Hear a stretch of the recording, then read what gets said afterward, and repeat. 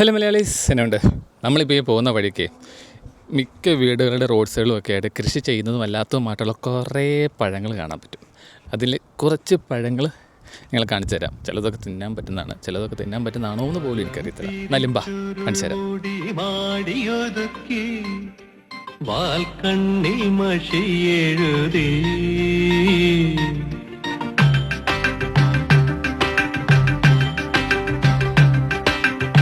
വലം പിരിച്ചുരുൾ മുടി മാടിയൊതുക്കി വാൽക്കണ്ണി മഷിയെഴുതി